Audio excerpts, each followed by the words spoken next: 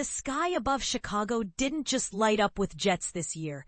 It sparked a debate about safety, spectacle, and the price of a front row view.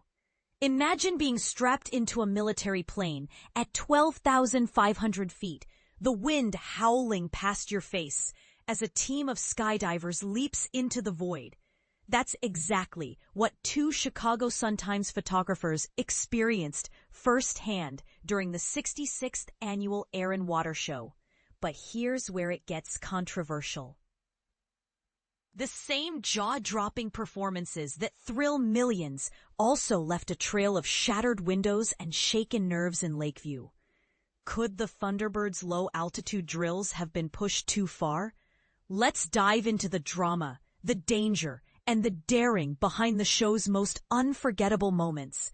The photographers, Anthony Vasquez and Zubair Khan, weren't just observers. They became part of the action, joining the U.S. Army Golden Knights in Gary, Indiana. They started their day with a military-style safety briefing. Gear was packed, jump plans were mapped, and every detail was scrutinized. By 8 a.m., they were airborne, leaning out of the plane to gauge wind conditions, just like the pros. The ascent was terrifying, Khan admitted, but watching those skydivers plunge into the clouds? Priceless. Oak Street Beach is the unofficial epicenter of the event, where crowds line up for the best views of parachute landings and jet streaks. But this year's finale hit a snag. The U.S. Air Force Thunderbirds, the show's headline act, had to shorten their flyover due to unpredictable weather.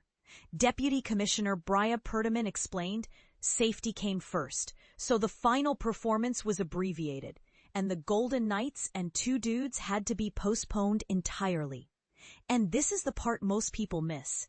The Thunderbirds' practice runs earlier in the week caused real damage. Residents in Lakeview reported shattered windows and violent vibrations during low-altitude passes. It felt like an earthquake, one condo dweller said. Chicago police and local officials received complaints, raising questions about the balance between spectacle and community safety. Should the military prioritize crowd excitement over property protection?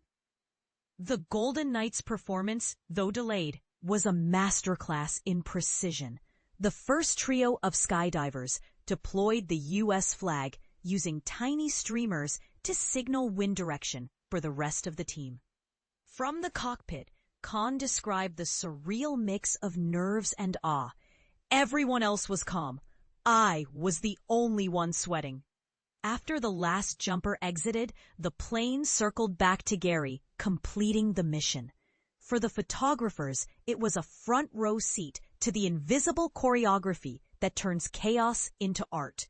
The Chicago Air and Water Show has been a summer staple since 1959, evolving into a global phenomenon. But as the Thunderbirds' midweek mishaps show, the line between thrilling and hazardous is razor-thin. Is the risk worth the reward? We'd love to hear your take. Drop a comment and let us know if you think the show should fly higher, or if the drama on the ground is part of the magic.